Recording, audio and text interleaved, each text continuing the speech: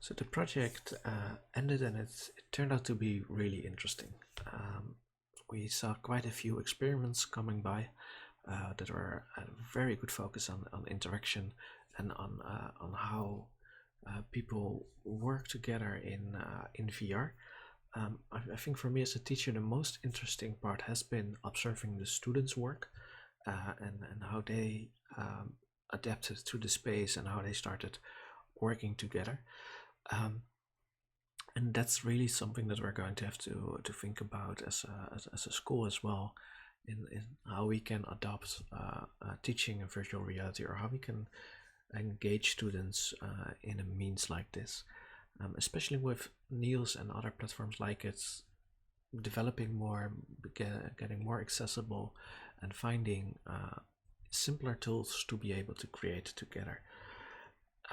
And that's, I think, really the strength that the project shows, and what the students also shows is what can happen when you put an interesting group of different people together and you give them a big sandbox to explore. So throughout the projects that they did, we really saw this development of where the students start working on singular ideas and simple experiments, and really bringing that together in one final, and taking the lessons that they learned to create something that's memorable, and that's unique to the space.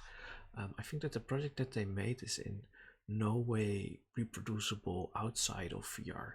It really needs the entire combination of Niels, the platform, the audience working in real time, people working in VR, and that's such an interesting way to get things working, where you're in one part, you have this very intimate experience, and at the same time they're able to pull in the entire world to experience that intimate experience with us.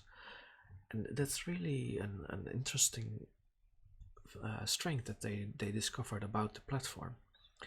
And I do hope that that's something that they're going to keep iterating on, and finding more ways in how they can use VR in conjunction with the real world, and to bring things together.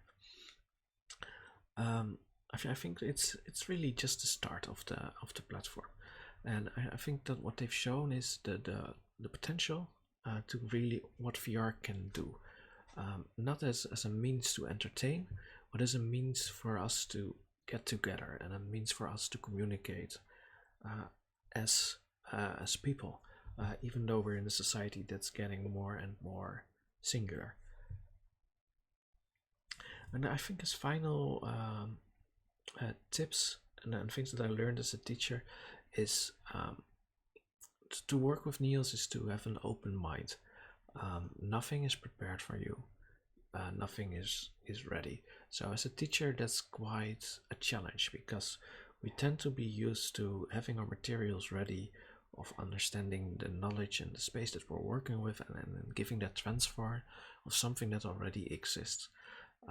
Niels gives us the opportunity to explore and to go along, and I think that's one of the strengths that the platform has as teachers as well. It challenges us to use our skills and to use our knowledge in a medium that's not necessarily yet defined by knowledge. So there's a lot of room for us to see if the principles that we believe in, and the things that we teach in, if they're still valid, and if they're still apply.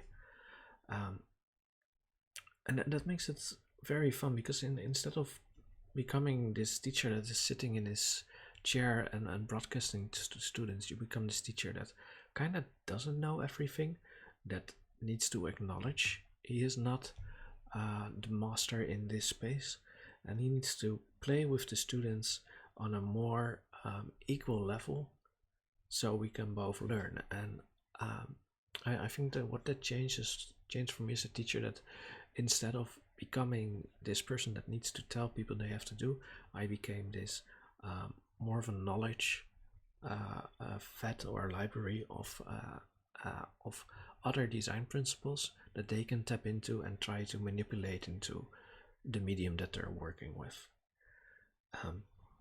So I think the main thing as a teacher, I would say to other teachers is, this is very new. It's very experimental, and it means if you want to teach with this and you want to play with this, you need to get that experimental mindset in there as well.